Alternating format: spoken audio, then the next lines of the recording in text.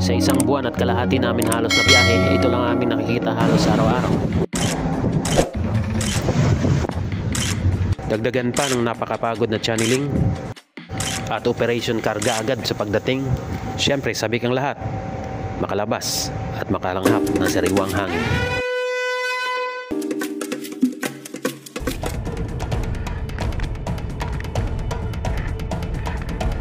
Mula Puerto, naglakad kami ng ilang minuto lang at ito ang aming natagpuan. Isang monumento at isang maliit na parke. Makikita nyo rito mga armas sa pangdigma noong unang panahon at may mga sasakyan din na panggera. Kung hindi ako nagkakamali, ito yung tinatawag na Shernan Tank. Ito halos yung mga ginagamit noong panahon ng World War II. At may anti-aircraft din dito nakadisplay. Pagkatapos noon ay sumakay na kami ng taxi para mapuntahan ang pinakasikat nilang tourist spot.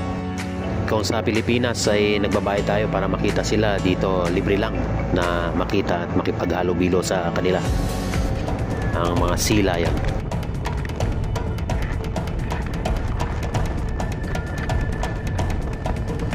Dito lang sila halos sa tabi ng kalsada, malapit sa breakwater.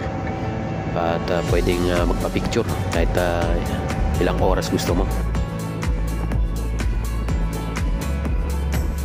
Sabi ng driver namin sa taxi, mga halos 10 taon na nandito sila naninirahan.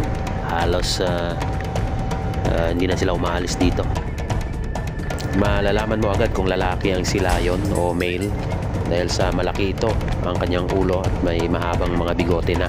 Ang mga babae naman ay halos maliit sila kumpara sa mga lalaki.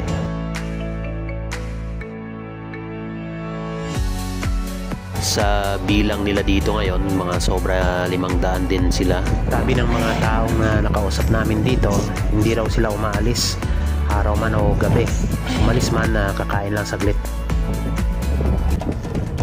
Try naming lumapit pero gumagawa na sila ng ingay at lumalayo din sa mga tao. At syempre dumaan muna kami sa magandang beach nila ng Nicosia.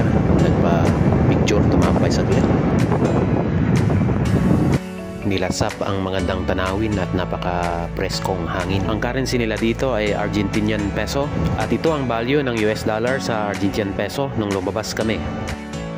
Kahit hirap ang aming driver mag-English, dinala niya kami dito sa store ng mga iba't ibang klase ng mga nuts, cereals at oatmeal. Dito mura lang, $2 mo dito o 100 sa atin, halos 1 kilo na oatmeal. Dahil ginutom na ang mga bugoy, naganap-hanap muna kami at naglakad-lakad kung saan pwede kaming makakain o makasnack. Dahil gabi ang highlight sa lugar na to, halos sarado lahat ng mga steakhouse. Target sana namin makakain ng fresh na steak, Argentinian beef, hindi yung Argentina sa lata. Habang nag-order yung grupo, nakita ko malayo pa lang ang butik ng tsokolate. Pinuntahan agad namin. Hali kayo, pasok tayo.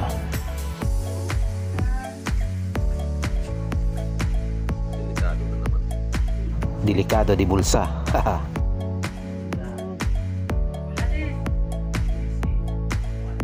Disculpa, no habla español, señora? David, kausapin mo.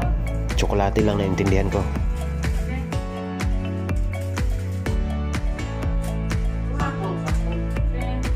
Free taste daw, free taste. Siyempre, dyan tayo mabilis. Free taste. Napakatamis ng free taste nila. Parang kung magkakaroon ng diabetes, pero dahil libre, thank you na lang. Tara, bili na tayo habang may panahon pa. Nakabili kami kahit papano, nakakalahating kilo. May makain lang sa barko pagbalik namin. Natural na mapalakaibigan yung mga Argentinian, kaso hirap sila sa English.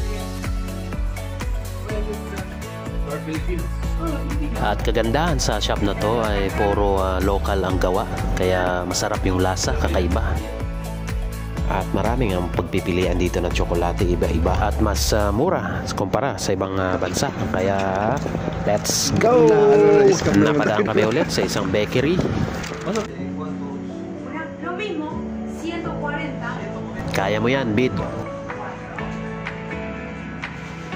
Nasa top 10 ang Argentina sa pag-produce ng grains. Kaya ang tinapay dito, napakamura din. Ito ang pangunahing sangkap para makagawa ng tinapay. Halos sarado ang lahat ng mga shops, kaya dito na lang kami kumain. At kanina ko pa nahalata si Inday, nagpapakyut yata sa akin. Sorry po ma'am, may asawa na po at loyal seaman po ito. Iba talaga, basta gwapo. Winter ngayon sa Argentina kaya medyo malamig.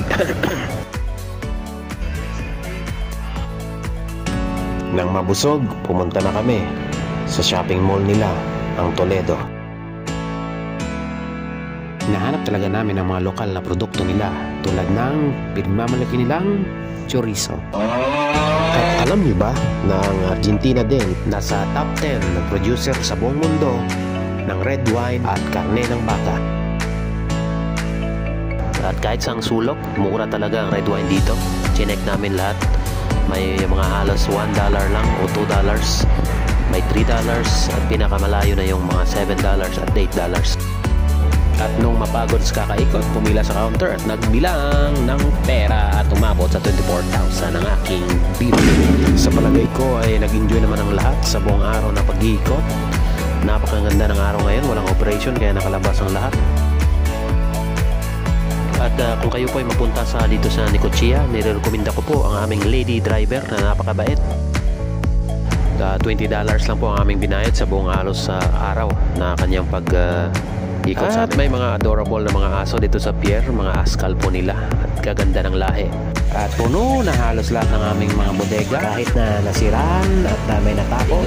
Sa huli ay naayos din naman. Gahanda na rin kami sa aming mahabang biyahe, sa aming pag-aalis sa puerto ng Necochea at San Lorenzo. Pasalamat kami at napaka-smooth ng operation sa puerto.